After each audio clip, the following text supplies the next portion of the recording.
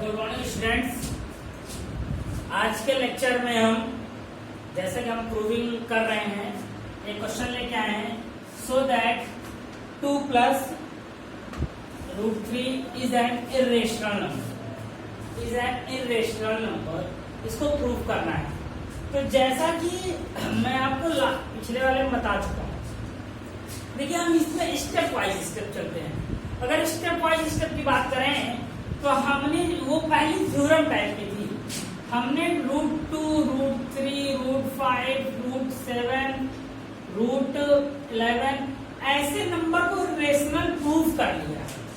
ऐसे नंबर को irrational prove कर लिया है। अब इनके साथ अगर कोई नंबर आ जाए तो भी हम बात करते हैं। तो let be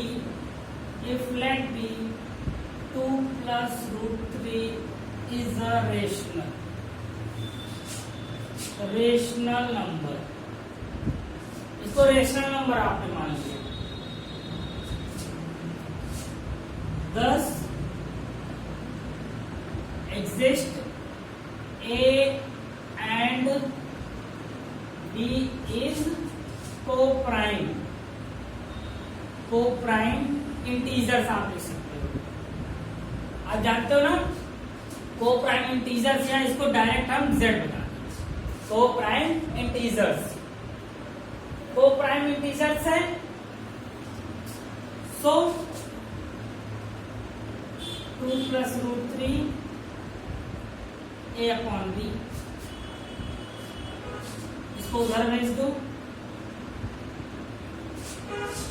इसको थोड़ा इधर लिखते हैं, जगह रहेगी उधर।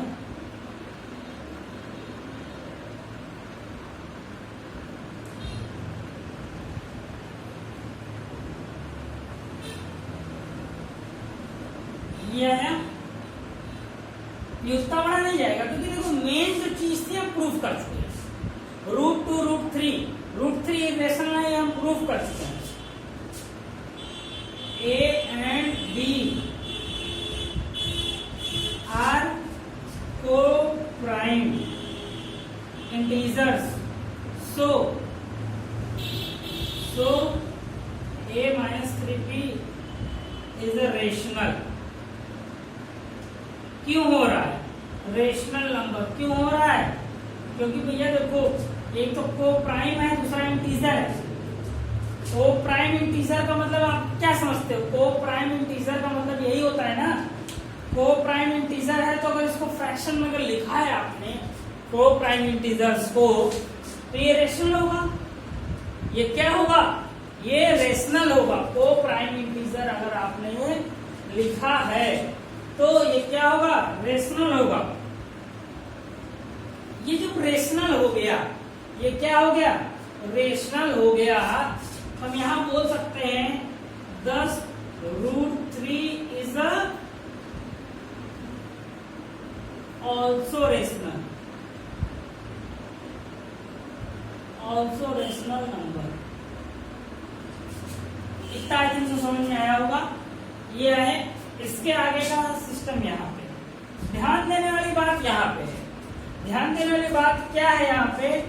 बट दिस कॉन्ट्रडिक्शन है ये हमारा। कॉन्ट्रडिक्शन का मतलब क्या होता है? कॉन्ट्रडिक्शन का मतलब ये होता है कि जो हमने माना वो हमने विरोधाभासी माना था, हमने उल्टा माना था। The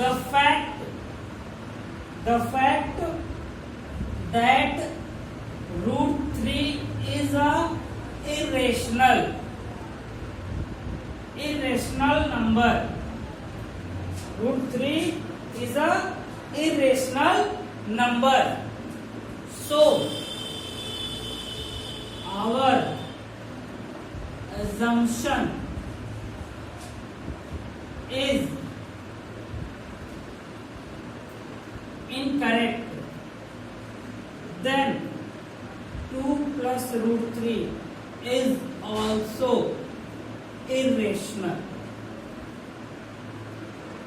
number। इतनी थ्योरी है। देखिए थ्योरी बहुत जरूरी है इसमें। इसमें थ्योरी बहुत जरूरी है। क्यों जरूरी है? क्योंकि इसमें जो भी आप प्रूफ करोगे थ्योरी ही बताओगे। हमने इसको रेशनल माना, विरोधाभासी मान रहे। विरोधाभासी मानने का मतलब ये होता है, देखिए हम इस चीज को इस तरीके से समझते हैं कि जैसे कि हम किसी भी चीज को, जैसे ब्लैक बोर्ड है हमारा, ये ब्लैक बोर्ड है, ये हम इसको मान ले रहे हैं कि जैसे कि ये ब्लैक बोर्ड नहीं है। हम इसको जैसे अगर मान लें ये ब्लैक बोर्ड नहीं है, अब हमको इसको प्रूफ करना है ब्लैक बोर्ड है, लेकिन हमने माना क्या है? उल्टा माना है, ये ब्लैक बोर्ड नहीं है। तो हम फिर इसकी क्वालिटीज की बात करेंगे, इस पे हम लिख सकते हैं, इस पे कुछ भी हम एक्सप्लेन कर सकते हैं, इस पे लिखा हुआ सबको दिखता है, तो इसका यूज रीडिंग मटेरियल के रूप में या स्टडी मटेरियल के रूप में होता है। तो इतना सब कुछ बताने के बाद हमको नीचे पता क्या चलता है कि जो हमने माना है वो गलत माना है, क्योंकि इसका यूज भाई स्टडी मटेरियल के लिए हो रहा है, इसलिए हम इसको क्या बोलेंगे? जो हमने इसको बोला है कि ब्लैक बोर्ड नहीं है, वो गलत बोला है, वो हमने गलत बोला है। ये क्या है? ब्लैक बोर्ड है। अकॉर्डिंग टू क्वालिटीज हम बात किए, उसी टाइप से हम इसमें भी कर रहे हैं। हमने इसको उल्टा मान लिया कि रेशनल है, यहाँ प्रूफ पर ये ले आए, ये भाई हमारा क्या है? ये को प्राइम इंटीजर है, तो ये भी रेशनल हुआ, ये भी क्या हो गया? रेशनल।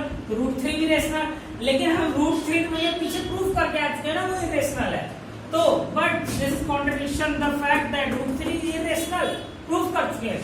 जब √3 इरेशनल है तो ये भी इरेशनल है, जब ये इरेशनल है तो ये भी इरेशनल, ये भी इरेशनल है। आई थिंक सो आपको समझ में आया होगा, समझ में आ गया होगा कि क्या हम कर रहे हैं। तो हम एक चीज ध्यान रखिएगा, हम यहाँ पे अब आपको एक नया क्वेश्चन बना रहे हैं, सब कुछ सेम रखेंगे। 3 टाइप के क्वेश्चन हम इसी से आगे आपको बता दे रहे हैं, सब कुछ सेम रखेंगे। 3 टाइप के क्वेश्चन हम आपको यहीं से बताने चल रहे हैं, जिससे कि आपको दिक्कत नहीं होगी और आप आसानी से समझ सकेंगे। तो so that 2√3 is a rational number, तो आपने 2√3 को क्या मान लिया?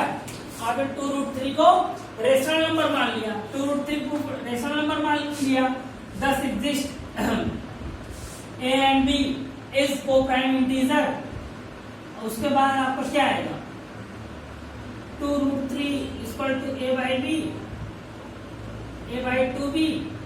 यहाँ पे देखिए सब कुछ सेम आएगा, A by 2B is a rational number, thus √3 is also rational number, but this assumption is thus the contradiction। हमारा जो assumption है वो विरोधाभासी, contradiction मतलब का विरोधाभासी।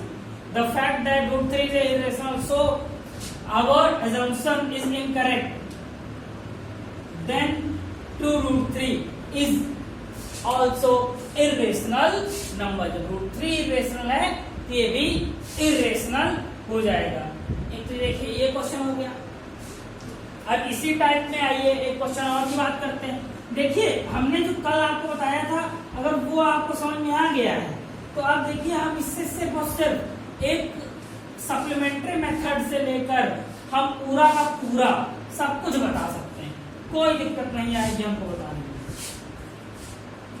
जैसे कि क्वेश्चन ले लें, 1/√2 ले लिया, यहाँ भी 1/√2, फिर से वही चीज आई। देखिए सब कुछ हम आपको सिखा रहे हैं कि भैया कैसे आपको दिमाग लगा काम करना है। दिमाग लगाया आपने, √2, √3, √5 प्रूफ कर लिया, उसके बाद आपके लिए कुछ रह नहीं गया। एक टाइप और यहाँ से थोड़ा सा आएगी, थोड़ा सा जो अलग होगी, अदरवाइज सब कुछ नॉर्मल है। अब इसी तरीके से यहाँ 1/2, 1/3, इस तरीके से आप कोई भी, अब आपको हम आपको जैसे आप समझ रहे होंगे। अब अगर आपके सामने कैसे कैसे क्वेश्चन आएंगे, आप इस ट्रिक से कर सकते हो, हम उनको लिख दे रहे हैं जो कि एक्सरसाइज आप कर ही रहे होंगे। तो जैसे 2√3 है या 4√5 है, 4 + √5 है, या 4/√5 है, अपॉन में भी हो जाए, या 3 प्लस 3 है, 3 प्लस 2√3 है, ये भी सेम इस तरह का सेम कॉन्ट्रडिक्शन है। इसी तरीके से ये हो जाएगा, इसी तरीके से 2 प्लस ये हो जाएगा। अब इसे एक क्वेश्चन है आपका, √6 वाला भी हो जाएगा। कैसे हो जाएगा, इसको 2 पार्ट में ब्रेक कर लीजिएगा और सेम फिनोमिना यही फॉलो करेंगे। √6 के लिए √3 और √2 को आप एक रेशियो में बता के आ चुके हो, तो जो पहली थ्योरम आप बता लेते हो अग्री को पहली थ्योरम के अकॉर्डिंग करते हो, तो उसी तरीके से ये हो जाएगा। ये आपके इतने इस टाइप के जितने भी क्वेश्चन आपको मिलेंगे आपके सब इसी सिस्टम से हो जाएंगे। तो इसके बाद आपका एक टाइप वो था, एक टाइप ये है, एक टाइप और बचता है। उस टाइप को हम नेक्स्ट लेक्चर में, कल के लेक्चर में लेके आएंगे। उसके बाद हम आपको इसे एक्सरसाइज करने का टाइम देंगे। So guys, thank you for